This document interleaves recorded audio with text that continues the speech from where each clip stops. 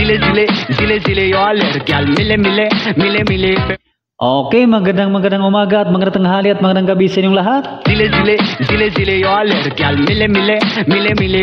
May reaksyon na naman tayo ngayon. Zile zile zile zile yo lerkyal mile mile mile mile. May bagong hula si Madam Windra tungkol ito kay Vice Ganda. Zile zile zile zile yo lerkyal mile mile mile mile. Naku po, nakita sa pagbasa ni Madam Windra tungkol sa paghula niya kay Vice Ganda. Zile zile zile zile yo lerkyal mile mile mile mile. Na kahit sabihin pa ni Vice Ganda na okay siya, pero sa totoo talaga, zile zile zile zile yo lerkyal mile mile mile mile. apektado siya. Zile zile zile zile yo lerkyal mile mile mile mile.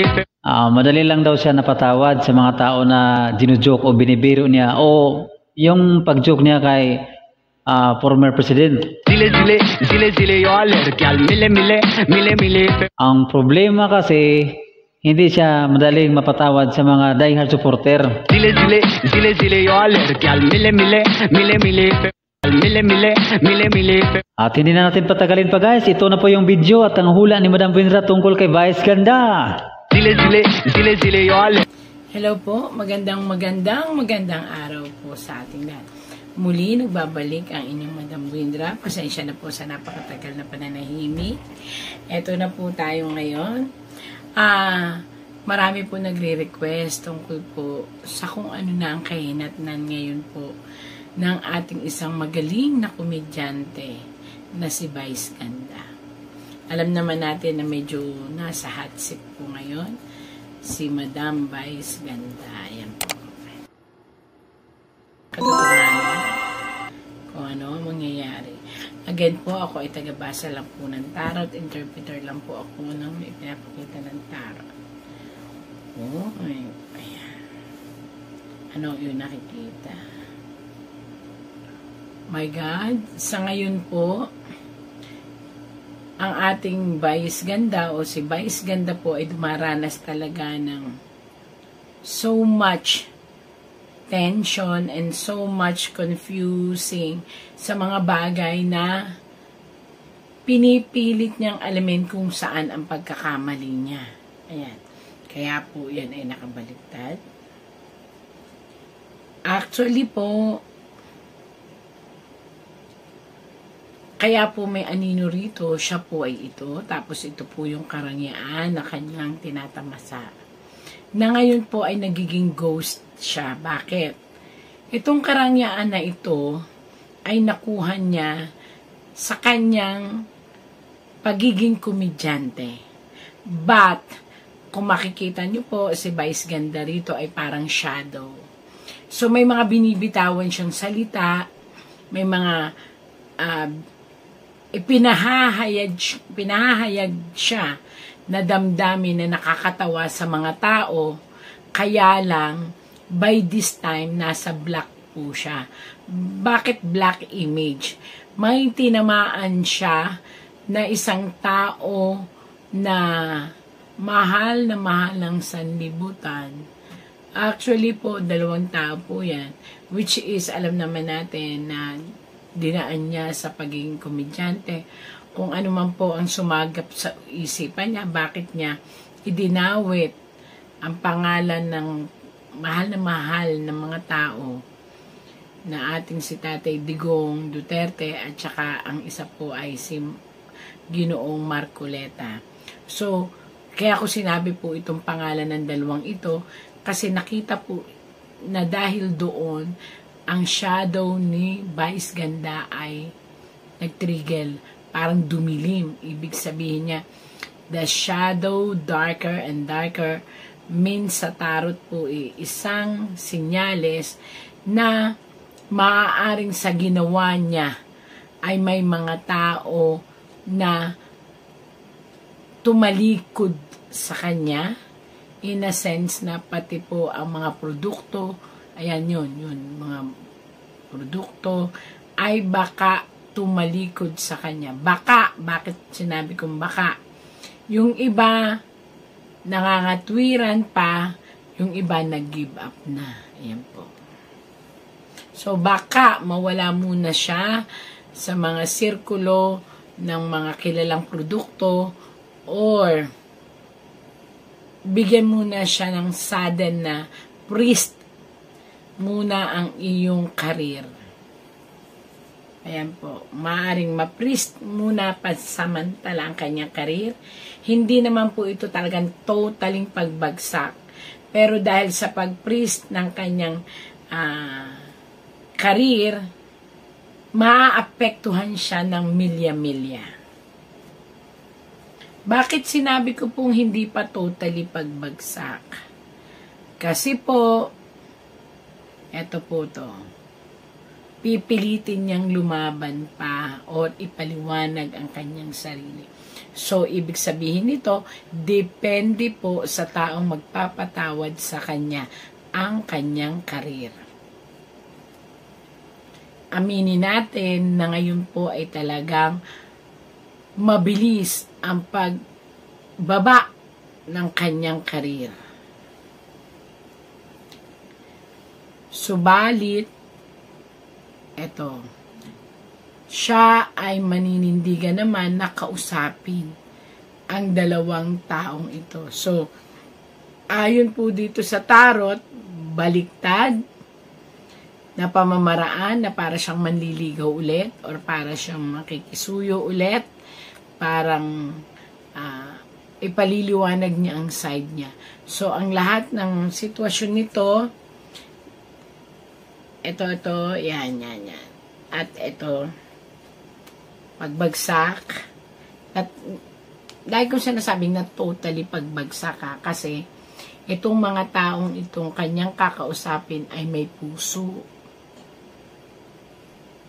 May puso ang mga taong kanyang nasaktan. So, depende talaga dun sa dalawang nasaktan ang sitwasyon na mangyayari. Kaya lang, again and again, sinasabi ko sa inyo, si Vice Ganda, nare-realize naman niya na mayroon siyang nagawa na kamalian sa pagbanggit ng mga pangalan ng ating mga mahal na nasangkot sa kanyang joke. Pero sabi ko nga sa inyo, mapagpatawad yung kanyang isinali sa joke. Pero, yun ang pinakamasakit, may pero na naman. Pero ang mga taong nagmamahal dun kay Tatay Digong at kay Sir Marcoleta ang hindi tinatanggap ang kanyang ginawa. So, kinakailangan niyang mag-confess ni Vice Ganda, mag-confess sa kanyang sarili, sa sanlibutan, sa mga tao na may talaga siyang kamalian. So, admitting the fault na ginawa niya, makakababa ng sama ng loob ng mga taong nagmamahal dun sa dalawa. Ito yung dalawa na nadawit sa kanyang joke episode. Ito po ay payo ko po sa inyo kung nakikinig po kayo, Vice Ganda. Nasa iyo na lahat ang karangyaan, ayan ang bituin. Pero sa ngayon sumasalok ka ng luha.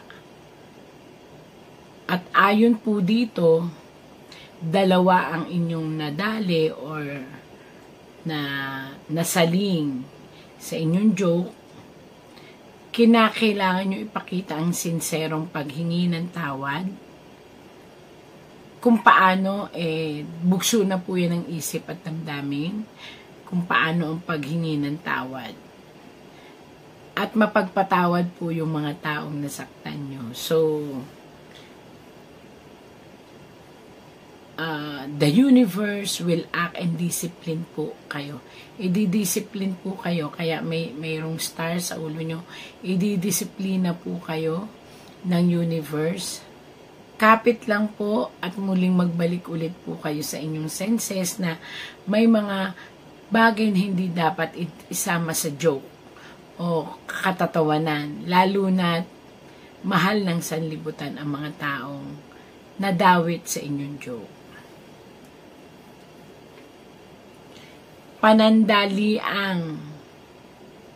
Panandalian lang po ito na ang karir nyo ay talagang mapipris o hindi iikot.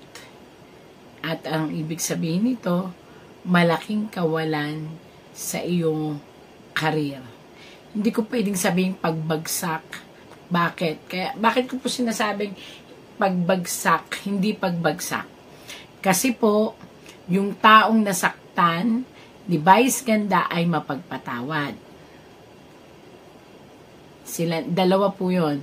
Pero ang mga taong nagmamahal dun sa dalawang tao ang hindi makaka-move on at hindi sila basta-basta papayag na hindi talaga madisiplina si Vice Ganda. So, ang ibibigay sa kanya ay disiplina. At yung disiplinang iyon ay nasa kategorya ng pagbaba ng kanyang mga followers, pagbaba ng kanyang mga kumbaga popularidad. Ayan. Pagbawas lang na napaka-milya-milya. Bawas na milya-milya. Mga endorsement na parang magbabawian. At dito niya makikilala ang tunay na pamilya. May good side pa rin ang nangyayari. Dito niya malalaman kung sino ang tunay na nagmamahal sa kanya bilang isang komedyante at sino ang nagsasabi sa kanya na loyalty. Itong time na to. So, may mga lesson learned.